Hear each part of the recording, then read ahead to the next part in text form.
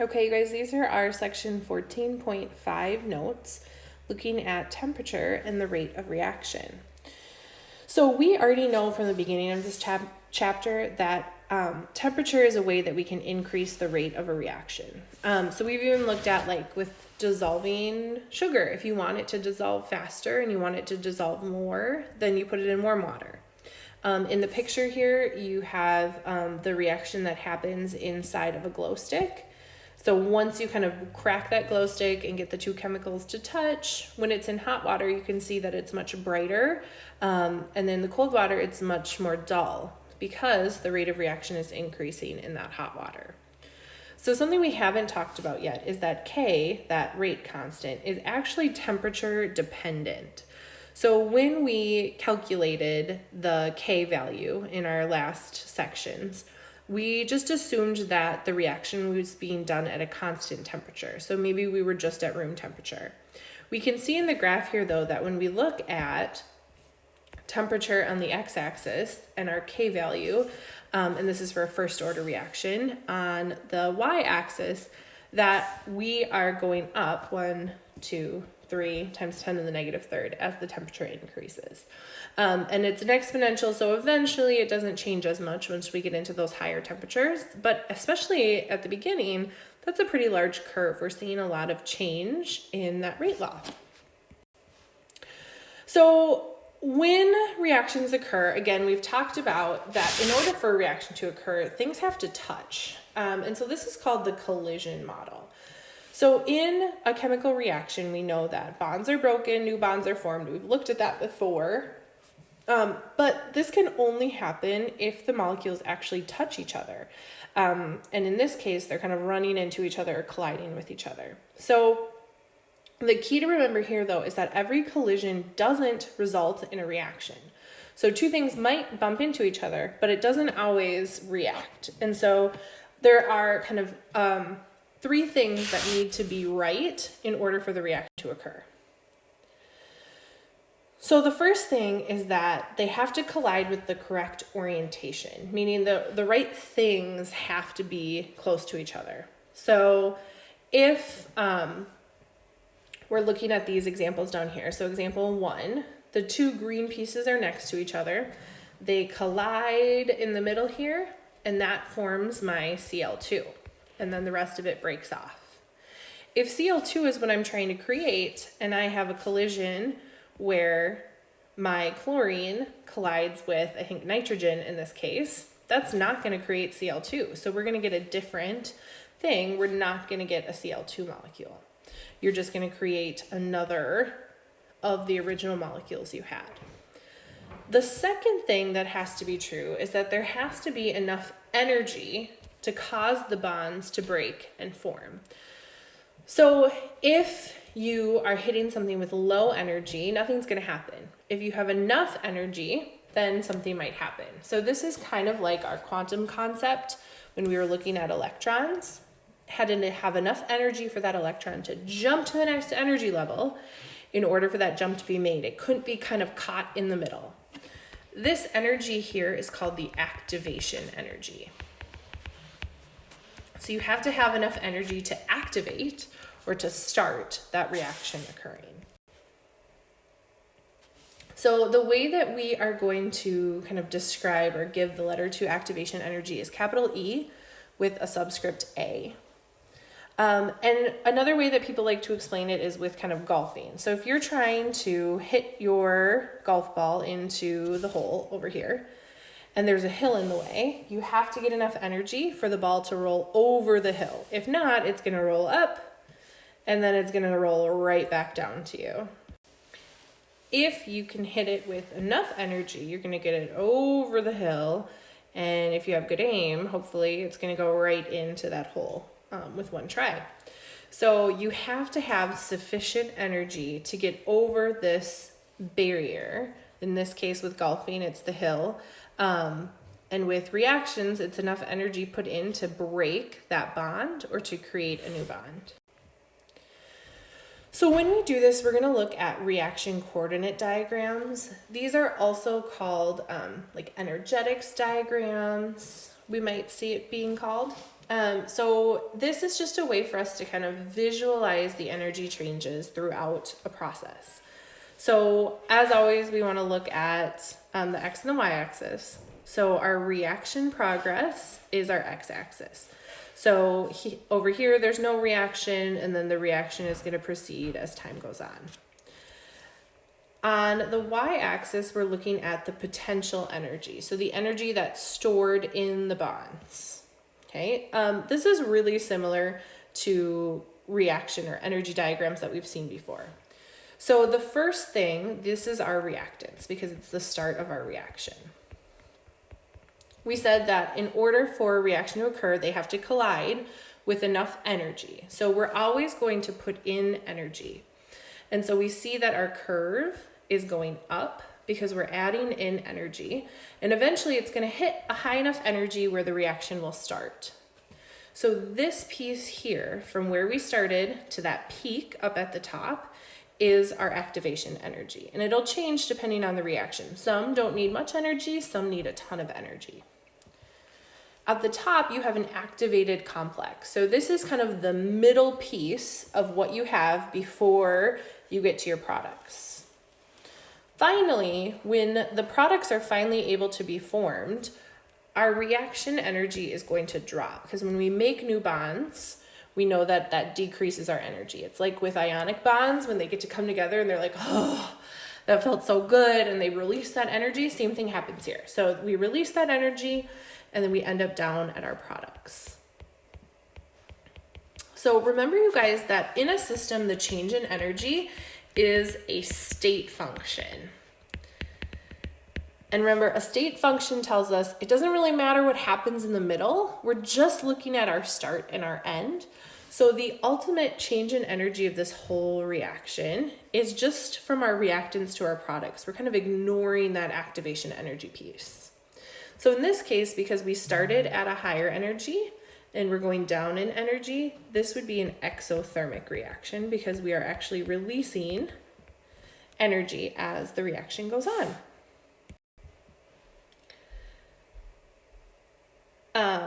So it shows the energy of the reactants and products. So this is what we just talked about. So this delta E here is what we're looking at.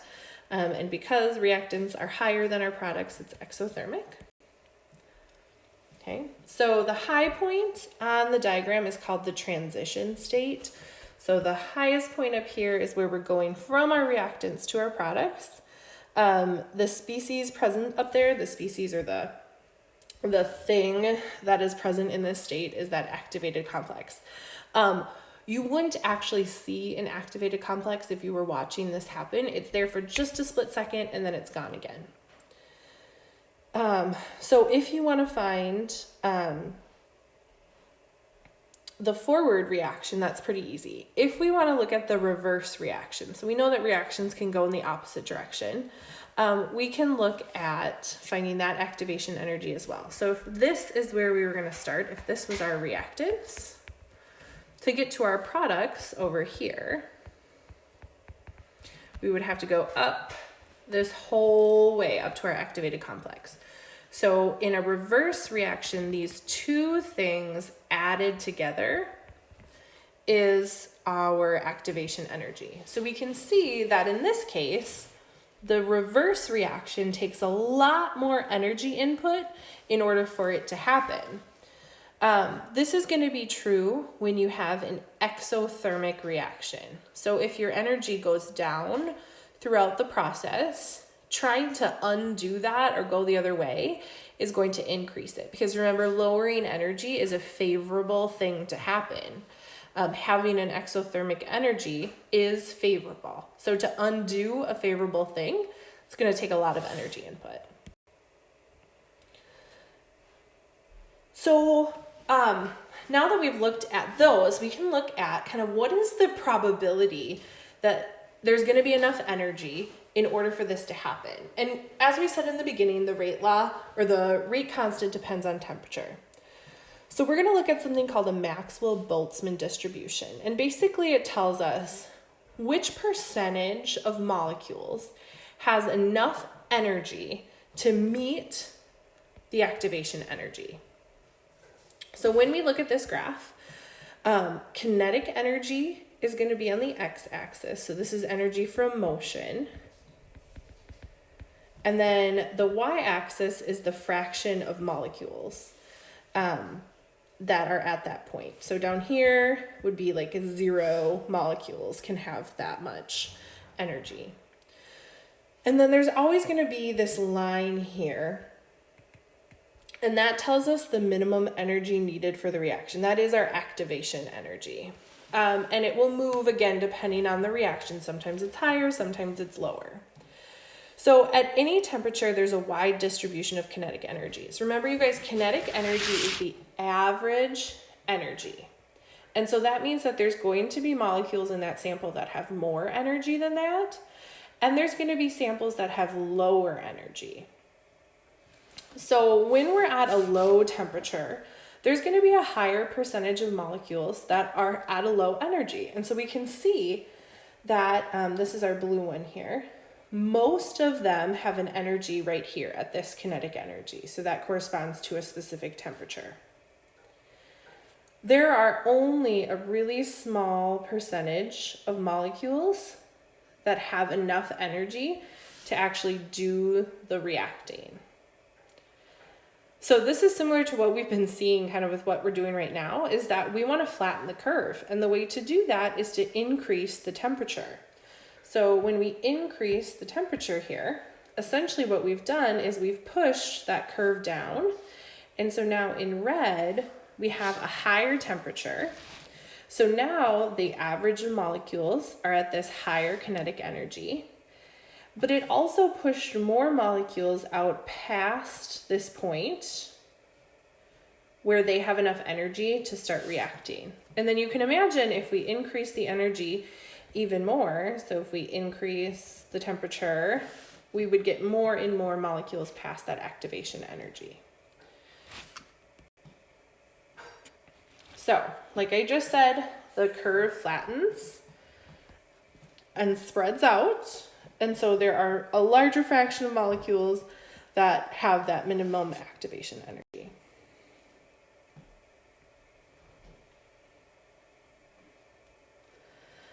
Because there are more molecules past the point where there's activation energy, we know that increasing the concentration is going to increase the rate of reaction. So if there's a higher concentration of molecules that have enough energy, the rate of our reaction is going to increase. So the higher the temperature, the higher rate of reaction we'll see. Now, as always, we can calculate this.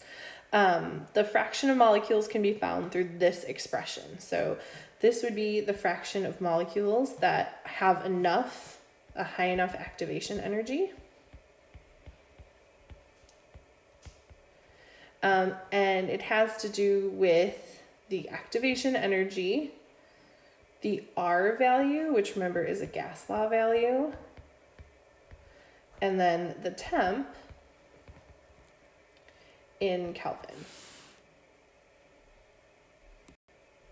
So this is the a version of the Arrhenius equation, and it's the relationship between the rate constant and activation energy. And in this one, A is something called a frequency factor. So it's a number that represents the likelihood that collisions would occur with the proper orientation for the reaction. So the previous equation didn't take into consideration that there's two things that have to match up in order for a reaction to occur. So first, we have to be at that activation energy, which is this piece of it. But remember from the beginning, that collision model, they also have to be in the correct orientation. And so that is going to be this A piece. So again, A is the frequency factor, or it's the likelihood that collisions can occur with the proper orientation. Our next section is all about that kind of what can lead to a higher A value. How can we get that frequency factor to increase and increase the likelihood that these collisions will occur in the right orientation with the right energy to get these reactions going? The Arrhenius equation can be rearranged in order to get a linear line. which can give us kind of a look at how the activation energy and the K value are related to each other. We will not be doing kind of any deep looks at this. So take a look at this. You guys, especially in this time of us not being in the classroom, it's really important that you go back now and look through this section in your book. So this was section 14.5 in your book. And I really want you guys to go back, look at the diagrams, look over the examples, read through the vocabulary, and then please contact me with any questions. We'll do another Google Hangout session next week where you'll have a chance to ask some questions as well. So write down your questions as they come, send them to me in an email, talk to your friends, set up a Google Hangout with your classmates. All of those are going to be really important tools for you to stay successful.